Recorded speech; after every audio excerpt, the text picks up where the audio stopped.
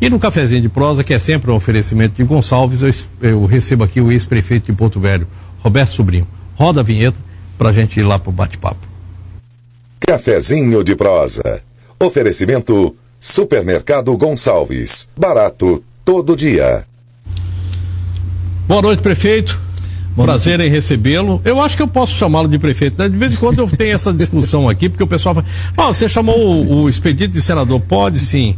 A pessoa que exerceu um cargo, ela tem ele pode ser continuado chamando por esse título, por esse cargo, porque é uma prerrogativa que o cargo lhe traz, não é isso? Boa noite. Boa noite, Léo. Boa noite a todos os telespectadores. É uma grande felicidade poder participar mais uma vez aqui com vocês aqui da Candelária, no seu programa No Tempo Real, podendo conversar contigo e conversar com milhares de pessoas no nosso estado.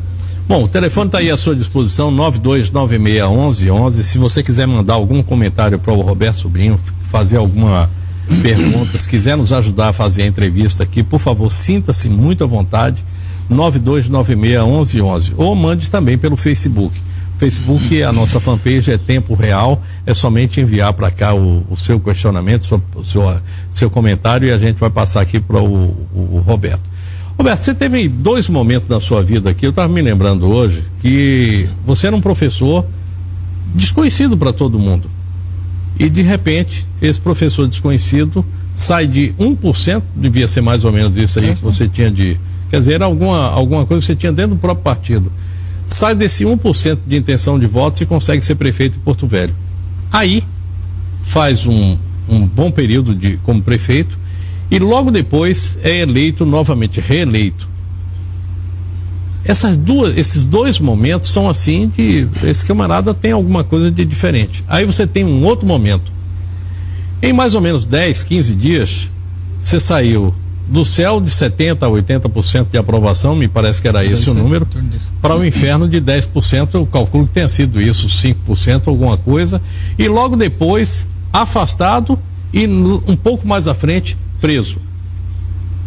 Como é que você viu esses momentos todos? Como é que você olha para trás e diz assim, eu sobrevivi? Olha, primeiro que, às vezes, Léo, eu fico perguntando assim, o que é que Deus quer comigo? Porque você tem esse altos e baixos, e tem hora que a nossa fé, eu acho que ela fica um pouco abalada. Mas esses dias tem um rapaz aqui na Rio Madeira, que vende castanha aqui, não sei se você conhece ali. Eu falava com ele, rapaz, tem hora que eu não sei o que querem comigo, né?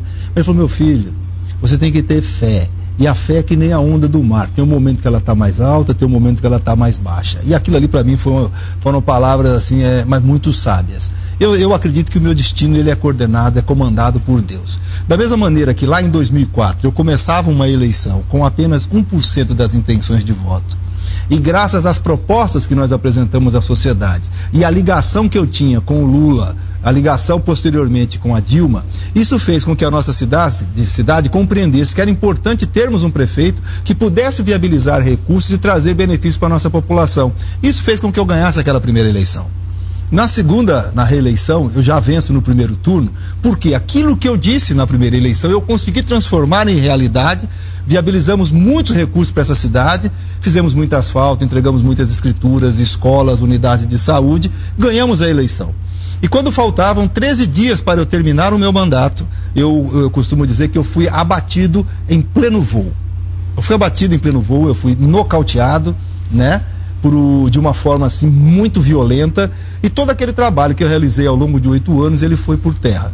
Mas eu, com muita calma, procurando na Bíblia, procurando nos meus momentos de reflexão, aos poucos, eu e minha família, nós conseguimos recuperar, primeiro, a nossa estabilidade emocional, e segundo, a nossa relação com a cidade na qual nós trabalhamos ao longo de 8 anos. E eu posso dizer a você hoje que eu ando pelas ruas da nossa cidade de cabeça erguida, sei muito bem o que eu fiz, sei que nunca determinei que alguém fizesse coisa errada, moro na mesma casa em que eu morava antes de ser prefeito. Muitas pessoas não sabem disso, Moro na mesma casa que morava antes de ser prefeito. Nos próximos dias eu vou divulgar a minha declaração do imposto de renda de 2004 e a minha declaração do imposto de renda de 2012, mostrando para a população qual foi a minha evolução patrimonial ao longo do período em que eu fui prefeito dessa cidade, para as pessoas verem que muito do que se fala aí é muito mais articulações políticas, conspiração política, do que realmente condiz com a realidade do desempenho das nossas práticas ao longo de 8 anos na prefeitura. Agora, Roberto, você foi preso num determinado momento. A justiça foi lá e disse, olha, você foi... Eu preciso prender você porque você deve isso, deve aquilo. Tal. Eu queria que você falasse sobre esse assunto, porque logo depois que você foi preso, eu acho que você passou 24 horas preso. 24 horas. Logo depois você foi solto. Foi. E o que se dizia é o seguinte, semana que vem ele vai ser preso de novo, mês que vem ele vai ser preso de novo, daqui a 3 meses será preso de novo, daqui a 1 ano será preso, e até agora, até o ponto que eu sei, não houve indiciamento de nenhum desses casos. Olha, eu fui afastado em dezembro de 2012. Aí em abril de 2013 me prenderam. E o argumento que utilizaram para me prender, que boa parte da população não sabe, que consta lá no pedido da prisão, é o primeiro, que eu era funcionário da Assembleia Legislativa e por ser funcionário da Assembleia Legislativa eu teria a condição de influenciar nas provas que estavam buscando contra mim. E o segundo motivo que utilizaram para me prender foi dizendo que, olha como ele é poderoso, porque não deixou abrir uma CPI, uma comissão de ética dentro do PT para apurar aquela minha situação. Tanto é que a CPI, a comissão de ética no PT, no diretório municipal de Porto Velho não foi aceita, no estadual ela foi aberta e o diretório viu que eu não tinha envolvimento com aquilo que foi falado e a direção nacional também entendeu que eu não tinha envolvimento com aquelas coisas. Eu fui preso num dia, fui libertado no outro dia. A justiça me prendeu e a justiça me absolveu naquele momento. E eu continuo com os meus advogados me defendendo, vou continuar me defendendo em todas as instâncias para provar para a população que se erros aconteceram em procedimentos administrativos em uma administração em que eu tinha 13 mil funcionários, se erros aconteceram, com toda certeza não foi de minha parte, não houve de minha parte nenhuma intenção em dar dolo, em roubar o dinheiro público, em fazer mal à coisa pública. Nunca eu trabalhei nesse sentido. Sempre trabalhei para fazer o bem para as pessoas dessa cidade e nunca para me aproveitar do cargo por interesse pessoal. Roberto, você teve durante os 8 anos, quase 8 anos que ficou na prefeitura, 8 anos menos poucos dias, você teve uma imprensa que sempre foi muito simpática a você, até porque o trabalho que você fazia aparecia e essa imprensa lhe tratava muito bem. Num determinado momento, quando você foi afastado, você tem, lógico, uma série de notícias que saem na imprensa, mas principalmente, muitas das notícias vinham do seu lado mesmo, fogo amigo. Eu não estou falando aqui do seu próprio partido, mas de pessoas que eram ligadas a você. E a gente recebia muito isso. Isso é verdadeiro? Por que houve esse momento de, ao invés de lhe apoiar, as suas forças políticas, seus amigos, as pessoas que estavam à sua volta lhe retiraram o apoio? Veja, quando eu assumo a prefeitura... Se é que eu estou certo, não sei se... Quando eu assumo a prefeitura em 2004, eu era um desconhecido, né, da grande maioria da população, e veio um novo grupo político assumir o comando dessa cidade. Uma cidade que, quando eu a deixei, a administração, já estava com um orçamento da ordem de R$1 bilhão. E quando eu assumi, o orçamento era da ordem de R$250 milhões, orçamento. Ou seja, muito dinheiro. Então você tem muita gente de olho naquele espaço, querendo aquele espaço, e necessariamente querendo aquele espaço não por motivos republicanos, mas por outros interesses aí. Então, ao longo da minha administração, eu entro... Não faço parte de nenhum grupo tradicional que administrava essa cidade ou que administrava esse estado, e ao longo do decorrer da nossa gestão, eu consegui que criar alguns inimigos, porque não atendia aos seus interesses, que eram interesses que eu considero que não eram interesses legítimos. E essas pessoas se organizaram, fizeram um embate com relação ao Roberto Sobrinho e ao projeto do PT para essa cidade, do ponto de vista político, e do ponto de vista político eles perderam. Perderam porque das eleições nós saímos vitoriosos. E havia uma possibilidade muito grande de eu disputar a eleição para governo em 2014. Isso. Então eu precisava ser retirado desse tabuleiro político. E como não conseguiram pelo caminho político, buscaram outros caminhos. E aí você tem a articulação de alguns setores da mídia, e parte desses setores da mídia, se você for lá na Assembleia Legislativa, na folha de pagamento lá, você vai ver que estão todos na folha de pagamento para destruir aqueles que não são amigos de quem está lá no poder, e algumas articulações com outros segmentos do judiciário não, mas na esfera jurídica, com o objetivo muito claro, através dessa ação, me retirar do tabuleiro político, me retirar do jogo político do estado de Rondônia. O que eu acho algo assim muito violento, principalmente porque tudo que eu realizei à frente da administração dessa cidade foi para fazer o bem para as pessoas deste município. Mas é o seguinte, quando você é afastado,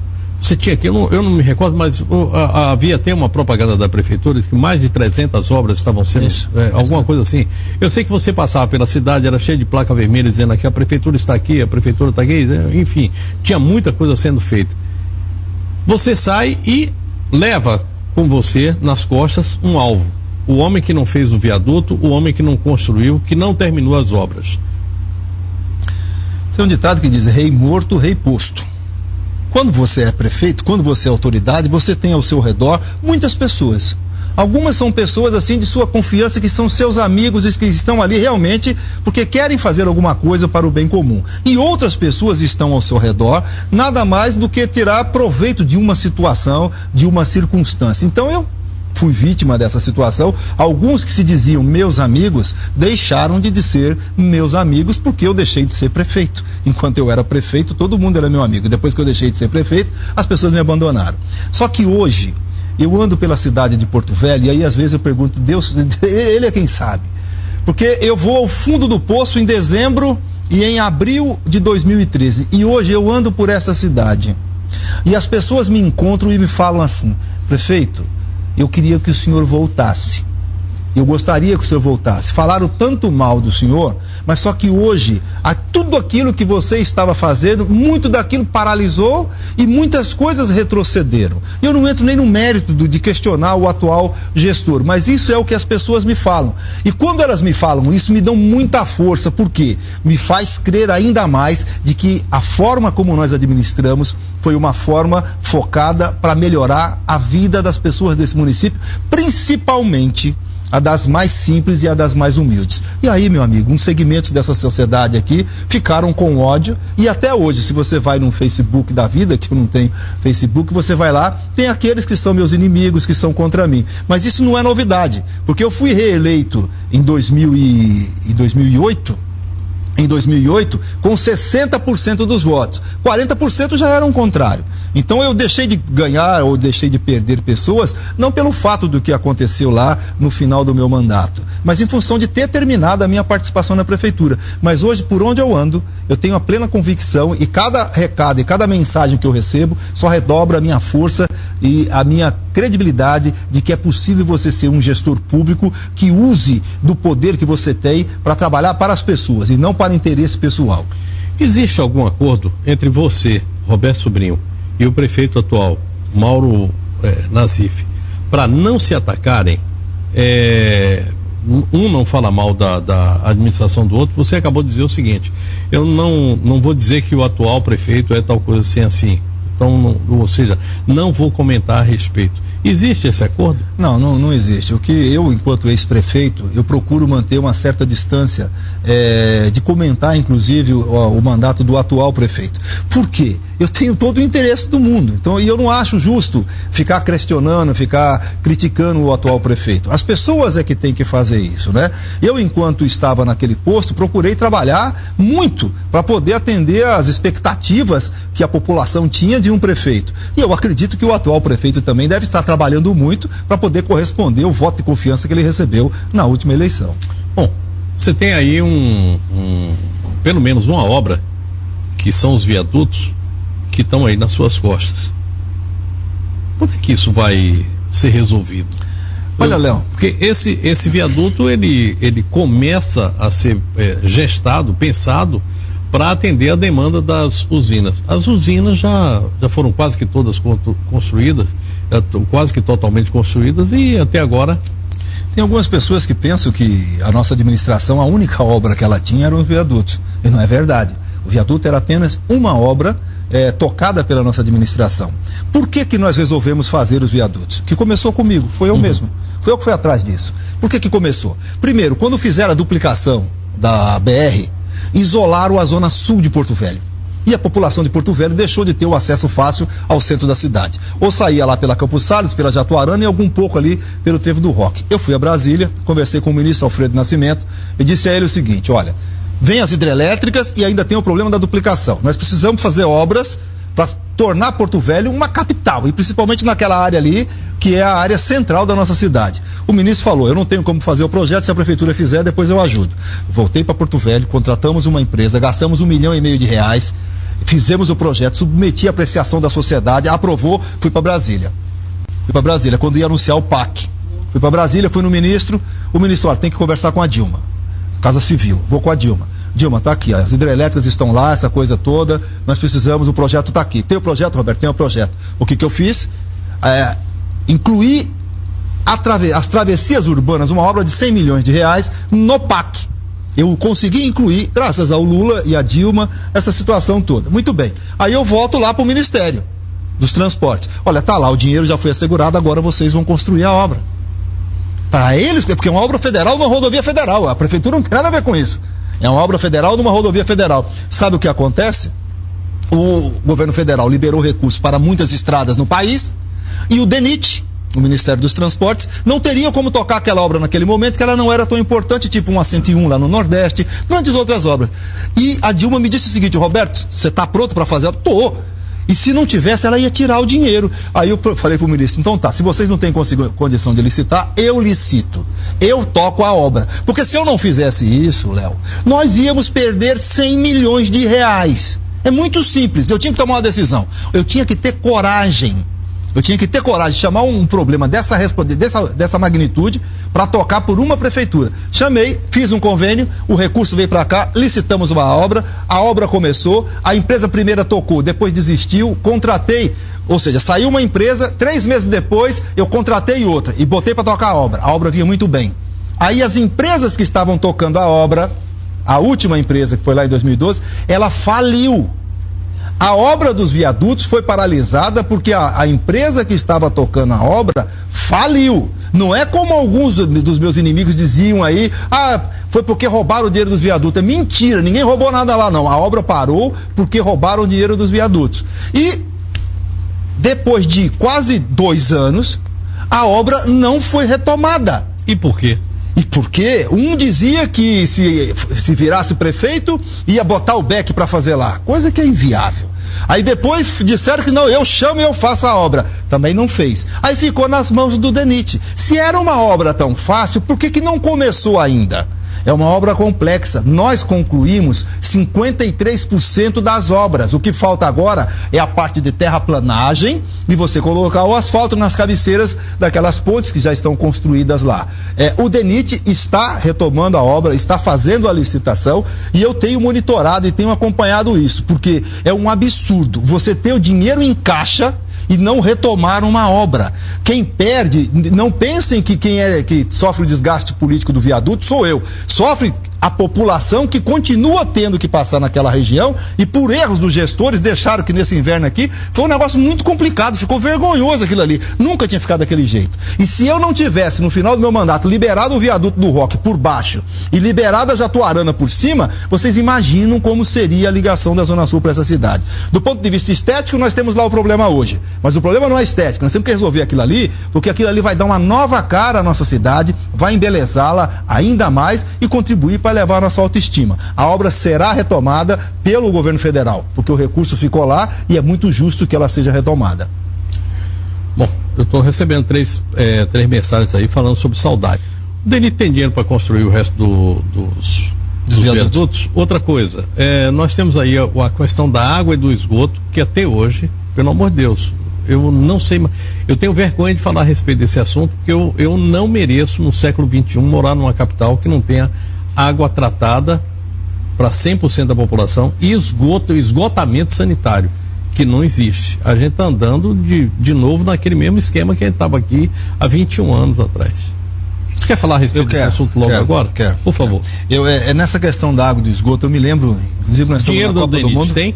Tem. Dinheiro pro DENIT tem. Onde? Tá lá, tá no DENIT. Uhum. Todo o DENIT tem. O que é o seguinte, você coloca no orçamento, você licita a obra, só licita se tem dinheiro. Se não tem dinheiro, você não licita. Perfeito. E nós licitamos a obra completa. Ela teve um problema, a empresa faliu, aí você tem que fazer uma nova licitação, contrata outra empresa e toca. Conclui aquilo que não foi feito. Tem o dinheiro para isso. O desenho vai ser aquele mesmo? É aquele original, mesmo, é o projeto. Tá. Se tiver alguma alteração pequena num bueiro, numa boca de lobo, alguma coisa desse tipo. Não tem nada que vá alterar. Na questão da água e no esgoto, eu estava me lembrando agora, quando foi que o Lula liberou esse recurso para Porto Velho. E ele tinha tomado uma vaia na abertura dos jogos lá no Rio de Janeiro. Foi, verdade. Do que não era da Olimpíada? Não me lembro não, mas eu me lembro dessa vaia. Foi um... Eu sei que teve um evento no Rio de Janeiro e deram-lhe uma vaia. Foi orquestrada lá pelo César Maia, aquela coisa toda. Isso. Lá. E no dia seguinte houve o anúncio dos recursos para saneamento básico no país. E eu fui escolhido pelo Palácio para falar em nome dos prefeitos. E fui falar em nome dos prefeitos, agradecendo o volume que era a maior cidade que estava recebendo os recursos para água e para esgoto. Era na ordem de 800 milhões. E mais de 2/3 disso é do OGU, ou seja, do orçamento, vem de graça para a cidade de Porto Velho. E eu fui agradecer o presidente Lula. A primeira coisa que eu disse a ele é o seguinte: Lula, te vaiaram lá no Rio de Janeiro, mas se você for lá em Porto Velho, você pode ter a plena certeza que você vai ser muito aplaudido lá, principalmente em função desses benefícios que você está levando para a nossa população. E 800 milhões de reais em água e esgoto significa você sair de uma cidade que tem 2% de esgoto para levar para 100%. Você sair de uma cidade que tinha menos de 50% de água para 100%. Eu estou falando aqui de saúde. Então o Lula liberou esse recurso para cá. Esse recurso viria para o meu comando. Eu teria que abrir uma empresa para tocar o serviço de água e esgoto. Não, eu resolvi optar por apoiar a Caerd, que era uma companhia que tem lá seus servidores valorosos, e eu optei, graças a esses servidores, concordei que o recurso foi para lá. Mas infelizmente, essa obra não saiu, não evoluiu, correndo o risco de perder o recurso. Isso é algo que nós temos que olhar com muito carinho para que não percamos esse recurso. São cerca de 800 milhões de reais. Agora, esse problema de obra parada, esse problema de obras que não vão à frente, se você vai lá e pega o prédio da Assembleia, não vai. Você vai lá no teatro, está daquele tamanho. Você vai... Obras da iniciativa privada aqui, tem problema. Obra tem problema. Tem problema, qualquer um que vai tocar. Eu vejo pessoas que sequer sabem trocar a torneira lá quando está com goteira na sua casa, fazendo altas análises sobre as obras, sobre aquela coisa toda. Não é tão simples. Tocar a obra é uma coisa muito complicada, principalmente quando você toca mais de 100. E eu tocava mais de 100. Esgoto sanitário. O esgoto está dentro desses 800 milhões e o governo do estado não conseguiu até agora fazer a licitação para começar a obra do esgoto em Porto Velho. Não seria para ninguém fácil ser prefeito depois de você. Seria? Não. Porque eu acho que tem uma coisa que... Eu já falei aqui, eu acho que você foi o prefeito que mais fez e o que mais poderia ter feito por Porto Velho. Porque o volume de recursos que você recebeu realmente foi qualquer coisa de muito grande. A gente tem ali o porto que foi resolvido, mas a gente tem o Parque das Águas que não foi.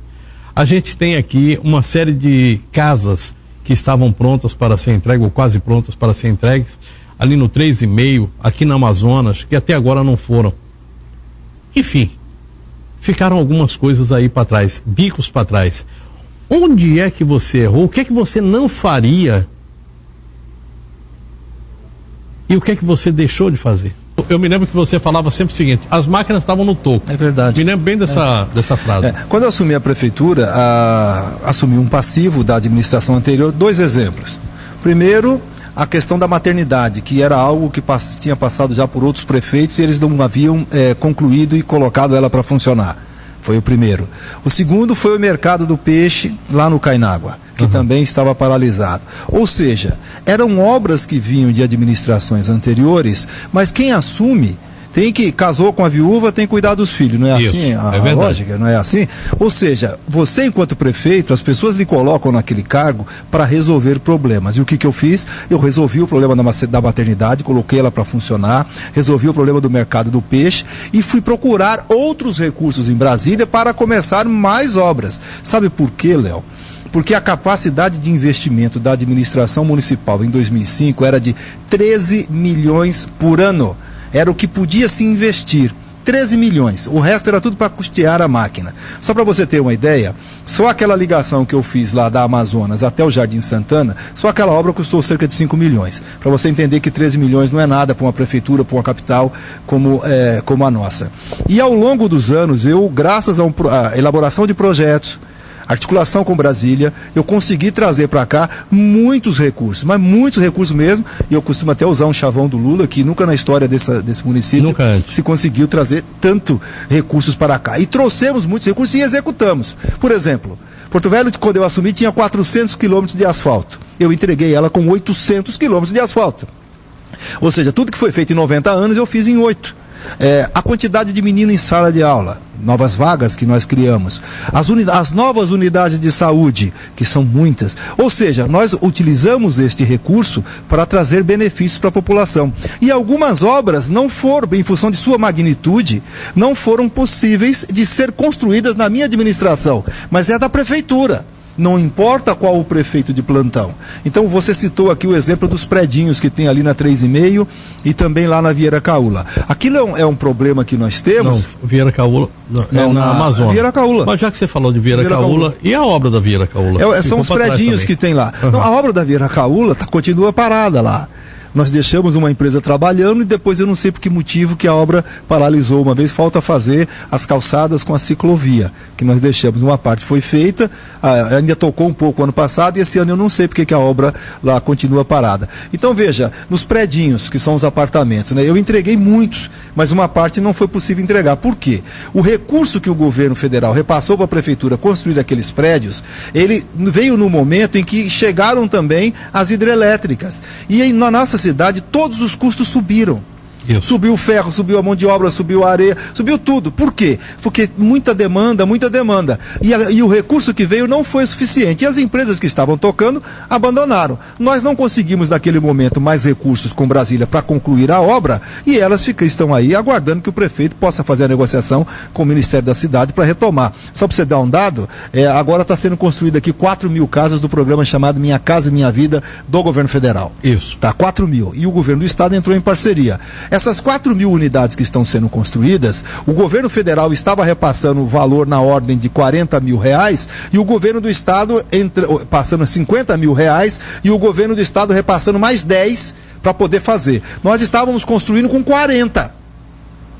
Nós fizemos muitas com 40 e para fazer essas aí estão fazendo por 60. Então veja, os nossos preços eram um preço muito baixo e a gente sofria muito para concluir, como nós entregamos lá no Triângulo, entregamos lá na Açaí, entregamos lá no Ulisses Guimarães, entregamos muitas casas aqui. Então essas obras que aí estão, seja do Parque das Águas, que você falou aqui há pouco, e eu me lembro das enchentes.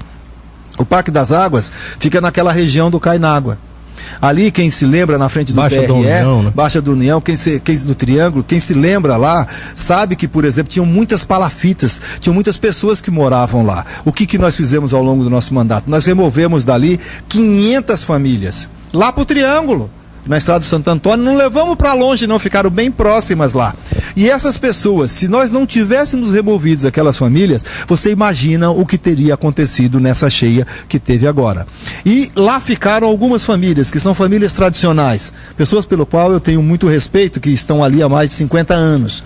E eles diziam que eles não eram alguém que tinha ocupado ali num dia ou no outro, não. Que eles precisavam de uma situação diferente, de um tratamento diferenciado. Fundaram aquilo ali. E eles fundaram lá. E o que eu fiz? Eu peguei uma área que tem ali na Prudente de Moraes, perto do Beck, e destinei aquela área para atender cerca de 30, 40 famílias, que são os tradicionais, e iríamos construir as moradias com recursos do Minha Casa e Minha Vida diferenciadas. Se tinha 2, 3 famílias numa mesma casa, nós íamos fazer 2, 3 casas, tudo próxima uma da outra. Mas e deixamos também 25 milhões de reais em caixa para construir um grande parque naquela região, porque aquela região é a região que inunda. E infelizmente, aí é uma questão que que o novo gestor, o novo prefeito entendeu diferente. Essas famílias, quando ele assumiu, ele entendeu que tinham que ficar lá, que ia mudar o projeto. E ao fazer isso, perdeu-se o time do que já vinha acontecendo, e esse recurso eu não sei se ainda está lá na Caixa Econômica para ser construído. O que eu sei é que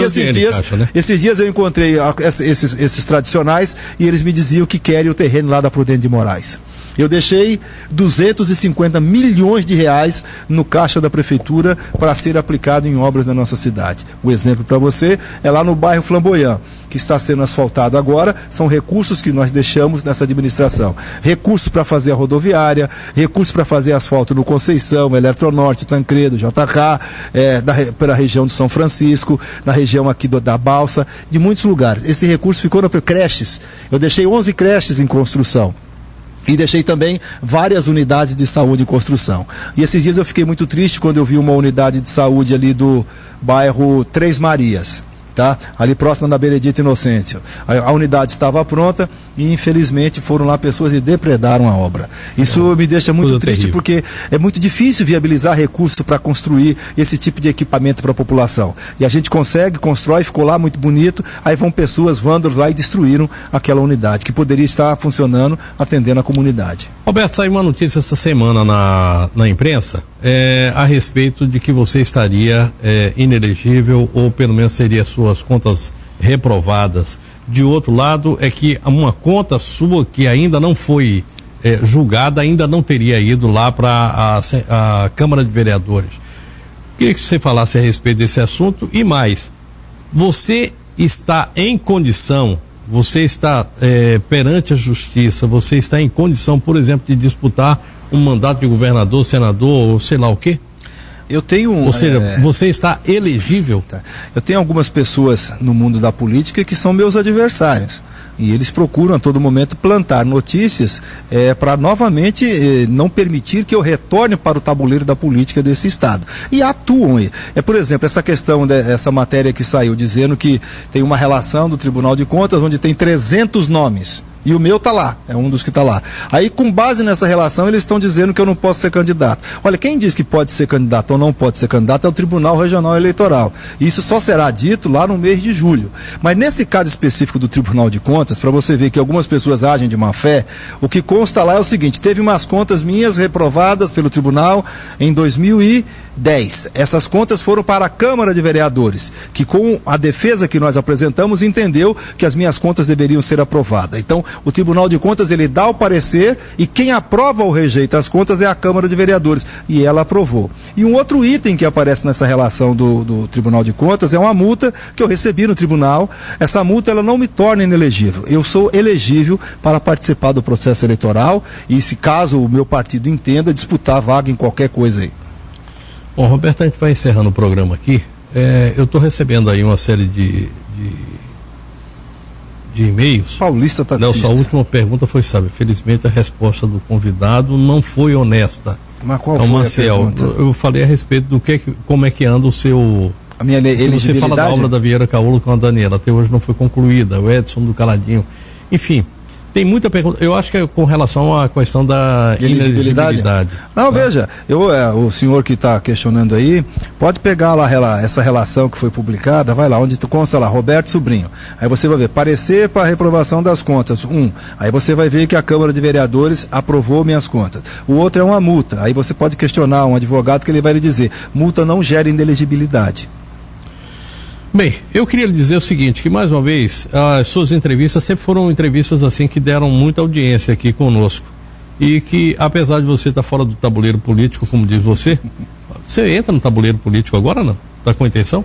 Olha, eu tenho muita vontade em continuar na minha vida pública, muita vontade mesmo, porque eu acho que desde quando eu comecei a militar, em 1970, alguma coisa, ainda no movimento estudantil pequenininho, sem saber direito o porquê, mas eu era contra. Se há governo de hoje foi contra, o que nós vimos nas manifestações do ano passado, você Isso. falando aqui da juventude, é mais ou menos aquele espírito rebelde que todo jovem tem. Eu também já passei por essa fase. Eu tenho uma convicção seguinte: sempre que eu tenho oportunidade em ocupar um posto eu procuro desempenhar da melhor maneira possível, retribuindo aqueles que me colocaram naquele posto. Eu quero dar continuidade à minha vida política. Se depender de mim, da minha esposa e da minha família, nós daremos continuidade à nossa vida política. Mas, acima de tudo, isso só será decidido, não será pelos homens, não.